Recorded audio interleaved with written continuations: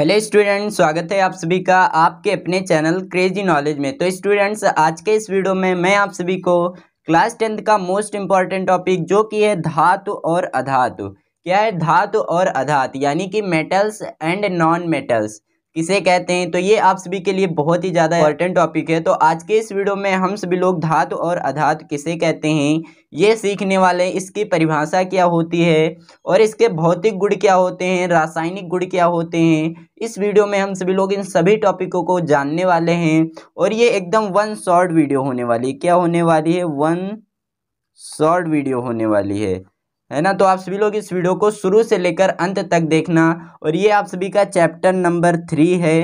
तो चलिए आज के इस बेहतरीन से वीडियो को स्टार्ट करते हैं। क्या है धातु, यानी कि मेटल्स। तो आइए सबसे पहले हम सभी लोग धातु जान लेते हैं कि धातु किसे कहते हैं। वह तत्व इलेक्ट्रॉनों को त्याग कर धनायन बनाने की प्रवृत्ति रखते हैं, धातु कहलाते हैं। क्या है धातु किसे कहते हैं, तो आप सभी को लिखना है वह तत्व इलेक्ट्रॉनों को त्याग कर धनायन बनाने की प्रवृत्ति रखते हैं, वो क्या कहलाते हैं? धातु कहलाते हैं। अब आइए इसके उदाहरण जान लेते हैं धातु के कि उदाहरण कौन कौन से हैं।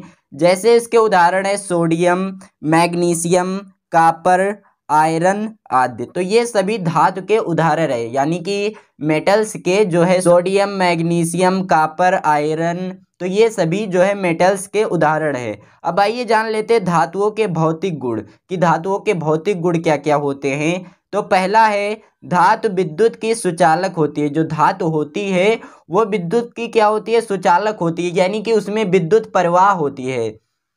सुचालक का मतलब होता है कि उसमें विद्युत प्रवाह होती है। दूसरा है धातुओं में तन्यता, आघातीय वर्धनीयता का गुण पाया जाता है। क्या है धातुओं में तन्यता? तन्यता का मतलब होता है किसी चीज को खींचकर बड़ा करना, और आघातीय वर्धनीयता का गुण पाया जाता है। आघातीय वर्धनीयता का मतलब ये होता है कि किसी चीज को पीट पीट कर बड़ा कर देना, है ना। तो तीसरा पॉइंट ये है कि धातुओं में विशेष चमक का गुण पाया जाता है। जो धातुएं होती है उसमें क्या होता है? विशेष चमक का गुण पाया जाता है। अब आइए चौथा पॉइंट जान लेते हैं। चौथा भौतिक गुण ये है धातुओं का घनत्व उच्च होता है। जो धातुएं होती हैं उसका घनत्व क्या होता है? उच्च होता है। अब आइए इसके रासायनिक गुण जान लेते हैं। धातुओं के रासायनिक गुण, पहला है धातुओं की ऑक्सीजन से अभिक्रिया। जो है धातुओं की ऑक्सीजन से अभिक्रिया करेंगे पहले। तो धातुओं का वायु में दहन करने पर ये वायु में उपस्थित ऑक्सीजन से अभिक्रिया करके ऑक्साइड में परिवर्तित हो जाती है। क्या है? धातुओं का वायु में दहन करने पर ये वायु में उपस्थित ऑक्सीजन से अभिक्रिया करके ऑक्साइड में परिवर्तित हो जाती है। जैसे आइए इसको मैं आप सभी को उदाहरण मतलब प्रैक्टिकल करके दिखाता हूँ। जैसे एक धातु ले लेते हैं 2Mg यानी कि मैग्नीशियम प्लस ऑक्सीजन ले लेते हैं, और जब ये अभिक्रिया करेगा तो बनेगा 2MgO। क्या बनेगा? 2MgO, यानी कि ये मैग्नीशियम है, ये ऑक्सीजन है, और ये जो बनेगा वो बनेगा मैग्नीशियम ऑक्साइड। जैसे यहाँ पर दिया हुआ है अभिक्रिया करके ऑक्साइड में परिवर्तित हो जाता है। तो यहाँ पर आप सभी लोग लिख लेना मैग्नीशियम, और यहाँ पर लिख लेना ऑक्सीजन, और ये जो बनेगा वो बनेगा मैग्नीशियम ऑक्साइड, है ना। तो आप सभी लोग इसको लिख लेना। अब आइए जान लेते हैं कि अधातु किसे कहते हैं। अधातु की परिभाषा क्या होती है और उसके भौतिक गुण क्या होते हैं, रासायनिक गुण क्या होते हैं। तो आइए अब जान लेते हैं कि अधातु किसे कहते हैं। अधातु यानी कि नॉन मेटल्स। तो आप सभी को लिखना है ऐसे तत्व जो इलेक्ट्रॉनों को ग्रहण करके ऋणायन बनाने की प्रवृत्ति रखते हैं वो अधातु कहलाते हैं। अगर आप सभी को जो है धातु समझ में आ गया होगा तो धातु का उल्टा अधातु होता है। तो ऐसे तत्व जो इलेक्ट्रॉनों को ग्रहण करके ऋणायन बनाने की प्रवृत्ति रखते हैं वो अधातु कहलाते हैं। जैसे उदाहरण में है कार्बन यानी कि C, नाइट्रोजन यानी कि N, सल्फर यानी कि S। जो नॉन मेटल्स के उदाहरण है वो क्या क्या है? कार्बन है, नाइट्रोजन है, सल्फर है यानी कि S आदि। अब आइए इसके जो है भौतिक गुण जान लेते हैं। अधातुओं के भौतिक गुण देखिए, पहला है धातु विद्युत की कुचालक होती है। जो धातु होती है वो सुचालक होती है, और जो अधातु होती है वो क्या होती है? कुचालक होती है, यानी कि इसमें जो है विद्युत प्रवाह नहीं होता है। फिर दूसरा पॉइंट है इसमें भंगुर का गुण पाया जाता है। भंगुर का मतलब होता है जैसे यहाँ पर कोई लोहा है, इस पे जब हथौड़ा मारेंगे तो ये चारों तरफ जो है क्या हो जाएगा, बिखर जाएगा। इसी को भंगुर कहते हैं, छोटे छोटे टुकड़ों में बिखर जाएगा, है ना, तो इसी को भंगुर कहते हैं। फिर तीसरा पॉइंट है, अधातुओं में कोई विशेष चमक नहीं होती है। इसमें कोई विशेष चमक नहीं होती है, यानी कि ये सब जितने मैं बता रहा हूँ ये धातु का अपोजिट होता है। अगर आप सभी लोग धातु को समझ लेंगे बेहतरीन तरीके से तो अधातु आप सभी को ऑटोमेटिक समझ में आ जाएगा। फिर चौथा पॉइंट है, अधातुओं के घनत्व सामान्यता कम होती है। क्या है, अधातुओं के घनत्व सामान्यता कम होती है। अब आइए अधातुओं के रासायनिक गुण जान लेते हैं।